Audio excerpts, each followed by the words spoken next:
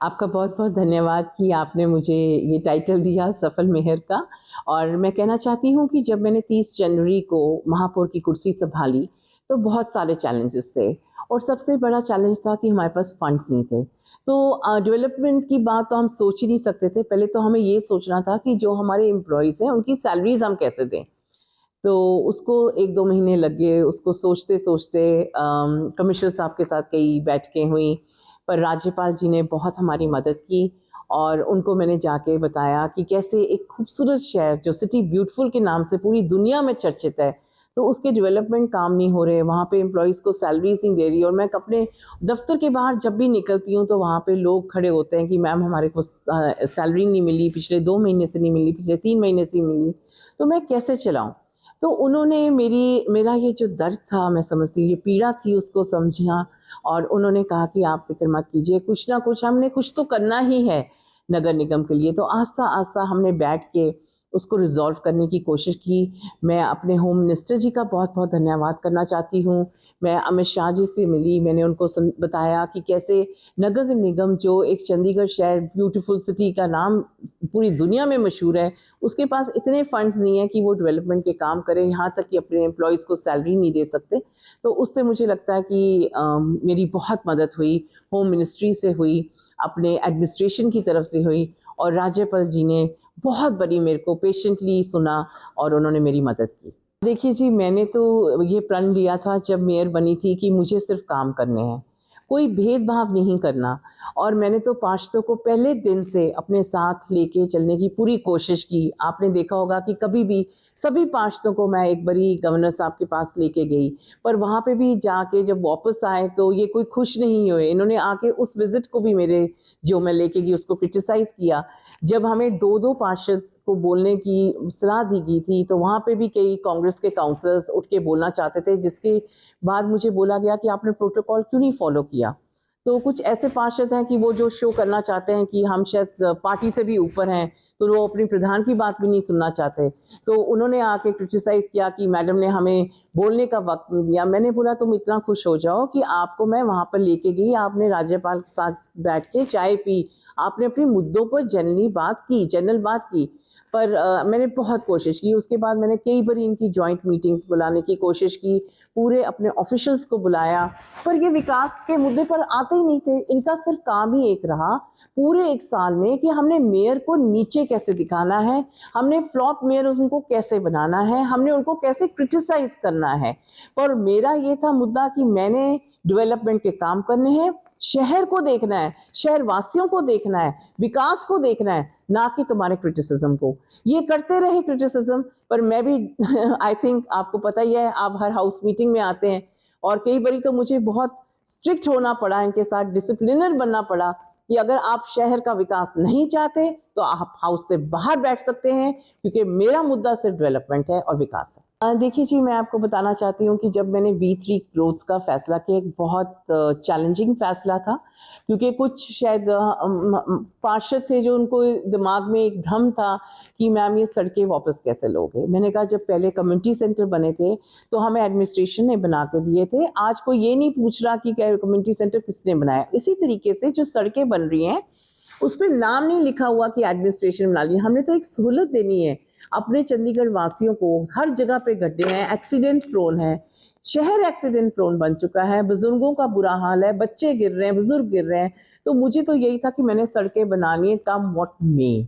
सो मैंने उसको V3 को एक चैलेंज एक्सेप्ट किया, मैंने उनको ट्रांसफ़र किया एडमिनिस्ट्रेशन को और एडमिनिस्ट्रेशन ने जल्द से जल्द उस पर काम शुरू किया क्योंकि हमारे पास टाइम पॉकेट बहुत छोटा था और सर्दियाँ आने वाली थी, तो जितनी मैक्सिमम सड़कें बन सकती थी वो बने। और इसमें मैं स्पेशली ये मेंशन करना चाहती हूँ कि जो पार्षद वहाँ पे खड़े होके जिन्होंने अपोज किया, सबसे ज़्यादा उन्होंने ही सड़कों के आगे खड़े होके फ़ोटोएं खींची और कहा कि ये सड़कें हम बना रहे हैं। मैं आपके चैनल के ज़रिए ये बताना चाहती हूँ कि आपके किसी पार्षद ने मेरा सहयोग नहीं दिया सड़कें बनाने में। अगर सहयोग दिया तो एडमिनिस्ट्रेशन ने दिया, कमिश्नर साहब ने दिया, बीजेपी पार्टी ने दिया, जो शहर की सड़कें बनी हैं। और इनके बिल्कुल भी इस बहकावे में मत आना कि हमने सड़कें बनाई हैं। कुछ 3-4 पार्षद ने तो बहुत फोटोएं खिंचाई, और मैं आपके चैनल के माध्यम से नाम नहीं लूंगी, पर ये बताना चाहती हूँ कि विकास के नाम पे वो जीरो रहे, वो बिल्कुल फ्लॉप रहे। उन्होंने सिर्फ सोशल मीडिया पे आके अपनी बात कहने की आई थिंक कोशिश की, और बिल्कुल भी विकास में पार्टिसिपेट नहीं किया। हाउस मीटिंग्स उन्होंने डिसरप्ट की, और मैंने भी चैलेंज लिया कि मैं हाउस को चलाऊंगी, सारे एजेंडास पास करूंगी, और मैंने किया। आप सबको आपके चैनल के द्वारा खुशखबरी देना चाहती हूँ कि जब मैंने कुर्सी संभाली थी तो सबसे बड़ा एक चैलेंज था डंपिंग ग्राउंड। कई महापौर आए और कईयों ने कोशिश, मैं ये नहीं कहती कि उन्होंने कोशिश नहीं कि, उनका स्टाइल अपना था, उन्होंने भी कोशिश की, पर मैं तो बहुत स्ट्रिक्ट थी इस मामले में। मैंने तो खुद जाके वहाँ पे विजिट की, और गवर्नर साहब भी चाहते थे कि हम वहाँ के लोगों की जो मतलब परिस्थितियाँ थी, बहुत बहुत दुर्दशा थी उनकी, और मैं चाहती थी कि हम भी इनको भी हेल्दी एक एनवायरनमेंट दे सकें। तो आप शायद जान के खुशी होगी कि जुलाई के महीने में मैं वहाँ पे एक प्लांटेशन कराई थी, बिकॉज मैं सोचती थी कि कम से कम हम वहाँ पे प्लांट्स वो लगा दें जहाँ पे उनको ऑक्सीजन अच्छी मतलब हवा मिल सके। अब गवर्नर साहब ने भी विजिट किया है, तो 21 तारीख को हमने एक प्रोग्राम रखा है वहाँ पे, जहाँ पे हमने एक बायोगैस प्लांट लगाने का आईओसीएल साइन किया था, जो 100 करोड़ का था, और उसके साथ साथ हम गवर्नर साहब से वहाँ पे प्लांटेशन भी कराएंगे, और उसको जो एक चंडीगढ़ का कहा जाता था एक आईसोर था, उसको हम हमेशा के लिए ख़त्म करने जा रहे हैं। तो I think it's my dream कि मेरे टेन्योर के दौरान अगर ये हो जाता है, तो मैं समझती हूँ it is the biggest gift which I can give to the people of Chandigarh. मैं बहुत बहुत धन्यवाद करना चाहती हूँ कि मुझे एक साल में इतना प्यार मिला। मैंने इतने सोशल, इतने पॉलिटिकल फंक्शंस अटेंड किए, और जहाँ भी गई लोगों ने तारीफ़ों के पुल बांधे और कहा कि मैम आपने बहुत कुछ शहर का पूरी रूपरेखा बदल दी है। मैं आपके चैनल के माध्यम से उनका बहुत बहुत धन्यवाद करना चाहती हूँ। पर हाँ, मैं किसी रेस में नहीं हूँ। मुझे पार्टी ने 1 साल दिया, मैंने वो अपनी रिस्पॉन्सिबिलिटी लेके उसको खूब निभाया। अब दूसरों को भी चांस मिलने चाहिए, और हर काउंसलर में वो आई एम श्योर उसका अपना तरीका होगा चलने का, और नेक्स्ट जो मेयर आएगा 100% बीजेपी का महापौर आएगा, और वो भी अच्छा करेगा शहर के लिए। मैं बिल्कुल आपसे सहमत हूँ। फ्री होल्ड प्रॉपर्टी थी एंड लैंड था, और कुछ उसमें कॉम्प्लिकेशंस थी क्योंकि कुछ ऑफिशियल्स भी उस पर क्लियर नहीं कर पा रहे थे, तो हमारा उसमें कोई ज़्यादा रोल नहीं था। वी आर जस्ट कि हमारी वो ज़मीन थी, उसको जो आगे उसका पूरा फ्रेमवर्क करना था वो करना था चीफ आर्किटेक्ट एडमिनिस्ट्रेशन ने, तो वो थोड़ा डिले हो गया है। एंड मैं समझती हूँ कि आगे कोई प्रोजेक्ट जब हम अच्छा सोचेंगे, क्योंकि अमाउंट भी बहुत ज़्यादा है, तो गवर्नर साहब भी बहुत कीन है, तो अगला महापौर जो आएगा मैं 100% समझती हूँ कि वो इसको फिर से दोबारा लेके आएगा। और हाउस ने 2-3 बार इस एजेंडे को पास भी किया, पर पता नहीं क्या पॉलिटिकल रीजंस थे, वो नहीं करना चाहते थे। वो शायद उनको लगता था कि मैडम के दौरान क्यों करें, हमारा शायद अगले साल अपना महापौर आएगा वो उसके दौरान करेंगे, तो वो नहीं चाहते थे कि पैसा नगर निगम को मिले। तो डेवलपमेंट के तो खिलाफ है ही है। मैंने तो आपको शुरू से ही बोला कि वो विकास में तो बिल्कुल भी उनकी भागीदारी पूरे 1 साल नहीं रही, तो वो चाहते ही नहीं थे ये नगर निगम को ये पैसा मिले, तो उन्होंने अपना रोल अपनाया। तो अगले साल हमारे पास चांस है, और मुझे उम्मीद है कि हमारा अगर महापौर आएगा तो वो उसको फिर से लेके आएगा। देखो जी, 1 साल हर एक का अपना थोड़ा सा स्टाइल होता है काम करने का। मुझे ज़्यादा टाइम नहीं लगा, मैं हफ्ते के अंदर काम समझ गई थी। मैंने अपने काम लिख लिए थे, और कई काम ऐसे थे जो मैं जल्द ही एक प्रेस कॉन्फ्रेंस करूंगी जिसमें आप सबको उसके बारे में बताऊंगी। पर मुझे लगता है 1 साल थोड़ा कम है, बिकॉज़ अब जैसे फंड्स आ गए हैं, और अब ये टाइम आया था कि मैं उन फंड्स को डिफरेंट जगह पे प्रोजेक्ट्स लेके आऊँ और उनको करूँ, तो वो थोड़ा सा लगता था शॉर्ट पीरियड है। तो मुझे लगता है 2.5 साल is a good enough period, क्योंकि आपकी जो विजन है, जो आपके आइडियाज़ हैं, वो 100% आप उस दौरान कर सकते हैं। और अब इस पर ही जो मुझे लगता है 2-3 साल का काम मुझे 1 साल में करना पड़ा है। मैं यही कहना चाहती हूँ कि चंडीगढ़ इज़ सिटी ब्यूटीफुल। मैं पूरी विदेश घूम के आई हूँ, सारी जगह घूम के आई हूँ, और मुझे बहुत प्राउड फीलिंग होती है जब लोग मुझे कहते हैं you are from Chandigarh, that city beautiful.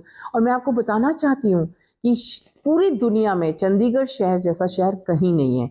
तो इसको साफ़ सुथरा रखें, इसको हरा भरा रखें, आप सेग्रीगेशन पे पूरा जाइए। और आई एम श्योर कि एक जो टाइटल हम जिसमें पिछड़ रहे थे पहले कि अब वो चंडीगढ़ नहीं रहा, वो टाइटल हमें दोबारा मिलेगा, and we will be called the number 1 city of the world, I would say, not only of India, and we are definitely going to be called the city beautiful. बहुत अच्छा लगा। मैं वहाँ पे 5 दिन के लिए रही थी, एंड ब्रिक्स वालों ने मुझे इनवाइट किया था, एंड वहाँ पे मुझे विमेन एम्पावरमेंट का अवार्ड मिला, जो कि मैं समझती हूँ कि मेरे लिए नहीं, मेरे पूरे देश के लिए एक बहुत बड़े गर्व की बात है। और स्पेशली जो हमारे देश की महिलाएं हैं उनके लिए बहुत, मैंने उनको मतलब ये अवार्ड मैं समझती हूँ कि उनके लिए था, बिकॉज़ कैसे आज हमारे देश की महिलाएं घर से निकल के राजनीति में, डिफरेंट डिपार्टमेंट्स में आप देख रहे हैं कि उनका कितना बड़ा रोल होने जा रहा है। तो मैं समझती हूँ कि it was a tribute to each and every women of this country. And मुझे बहुत अच्छा लगा, मैंने इंटरनेशनल मीडिया को एड्रेस किया, और उस दिन सबसे खुशी की बात ये थी कि मुझे अवार्ड मिला 17 जुलाई को, और उस दिन हम 17 सितंबर को सॉरी, और उस दिन हमारे प्रधानमंत्री नरेंद्र मोदी जी का जन्मदिन भी था। और ये अवार्ड जो ब्रिक्स से मुझे मिला, मैंने उनको अपनी तरफ से एक ट्रिब्यूट भेजा कि ये अवार्ड मुझे नहीं मिला, ये आपके जन्मदिन की वजह से ही मुझे मिला है, आपकी शुभकामनाएं ही थी कि जो मुझे ये अवार्ड मिला है।